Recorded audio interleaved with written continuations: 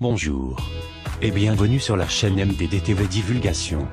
Aujourd'hui on se retrouve pour parler des messages secrets, cachés dans les billets de banque et les monnaies, aux yeux de tous. Comme toujours, je vous demande de cliquer sur le magnifique pouce bleu, afin que cette divulgation atteigne un maximum de monde. Je vous remercie de partager de plus en plus sur les réseaux sociaux, sur les groupes Facebook, je vous vois. Abonnez-vous et activez la petite cloche, pour être notifié des nouveautés de la chaîne. Bon visionnage. Didier.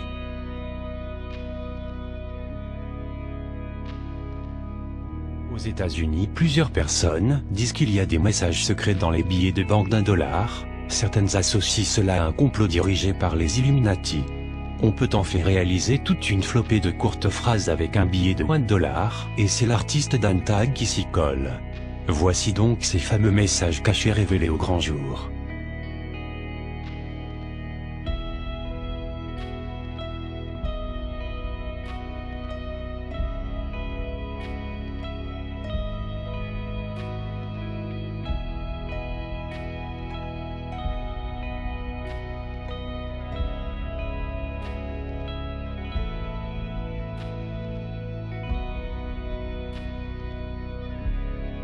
Pas mal d'entre vous, du moins les plus observateurs, ou les plus curieux, savent que le billet de $1 est bourré de symboles occultes, la pyramide avec l'œil qui voit tout, les Illuminati, Skull and Bones, la fraternité auquel appartient Bush, le chiffre 666, etc.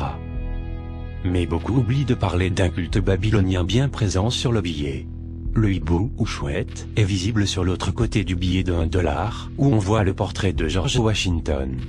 Le symbole du hibou nous vient tout droit des Cananéens, Phéniciens. La chouette est un animal sage car elle peut voir dans le noir.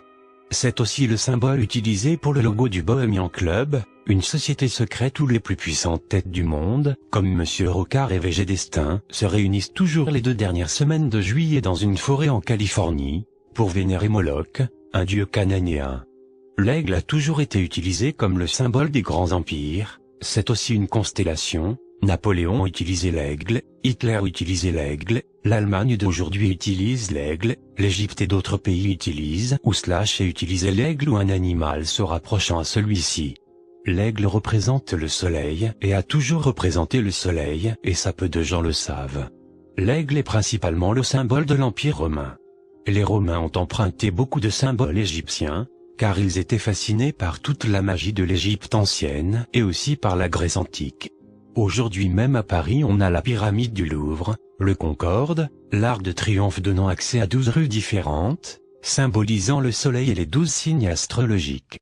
Tout cela est égyptien, notre civilisation peut être considérée comme la Nouvelle-Égypte ou la Nouvelle Atlantide qui a été dirigée par l'Empire romain pendant plus de 2000 ans, et encore aujourd'hui, l'Empire romain contrôle le monde sous le symbole de l'aigle. L'aigle cache en fait un phénix, en rapport avec la civilisation égyptienne. Un phénix est supposé renaître de ses cendres. C'est l'idée de mourir pour renaître, un peu comme les attentats du 11 septembre, qui ont donné le signal de départ de cette étape transitoire et du commencement de l'accomplissement de l'agenda secret tel qu'il avait été planifié, par 37 agendas lucifériens, qui prévoit une civilisation humaine sans Dieu, et sans spiritualité dans un gouvernement international fasciste humaniste, communiste en fait, dirigé par l'élite, toujours selon certaines théories du complot. La pyramide, encore un symbole égyptien, vous ne trouverez pas de pyramide en Amérique, vous les trouvez en Égypte, symbolise la franc-maçonnerie, de nos jours. Le billet de $20 est le 11 septembre. Si vous avez un billet de $20 sur vous, alors faites le pliage qui suit. Au fait, la série de ce billet a commencé en 1996, donc 5 ans avant ce que vous allez découvrir. 1. 2. 3. Comparons avec les événements du 11 septembre. Et oui, ça paraît incroyable, pourtant, on voit bien les 2 tours jumelles en feu. Une fois le billet retourné, on peut voir un bâtiment, qui se rapproche du design du Pentagone, mais en feu lui aussi. Coïncidence ? Apparemment il y a un ordre chronologique dans tout ça. Avec le plus petit billet, 5 $. Regardez bien, on peut voir la tour avec l'antenne intacte.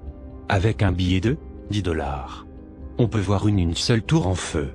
Avec un billet de 50 $. La structure des deux tours en feu en train de s'effondrer. Et enfin avec un billet de 100 $. Les tours ont disparu sur le billet de 100 $. On aperçoit de la fumée à la place. Tout cela paraît incroyable. On pourrait penser à une supercherie en trichant sur le pliage. Cependant avec un pli de plus, les billets prennent l'aspect d'un avion en papier. En pliant le billet d'une façon bien spécifique, on peut aussi lire Osama en anglais.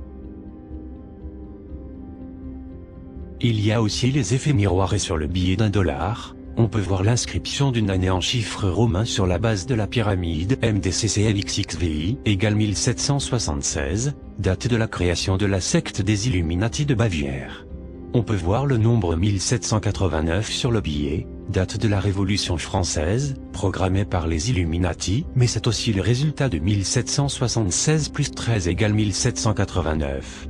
On y découvre aussi une chose en particulier, qui peuvent glacer le sang.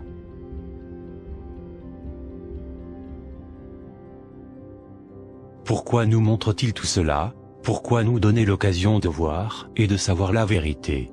La réponse est très logique.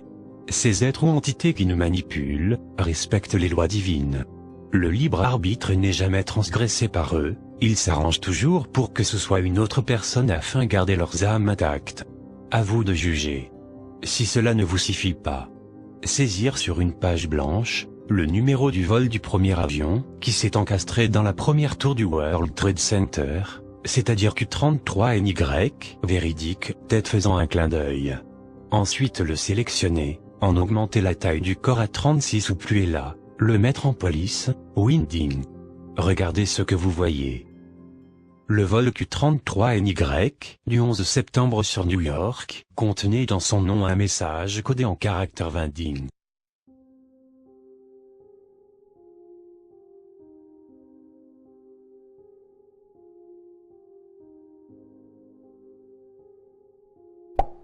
Ainsi s'achève cette vidéo, n'hésitez pas à partager sur les réseaux sociaux et à donner vos avis en commentaire. Vous avez mon Facebook et mon Twitter en description, et abonnez-vous si c'est pas encore fait. Merci d'avoir visionné jusqu'à la fin. À bientôt. Didier.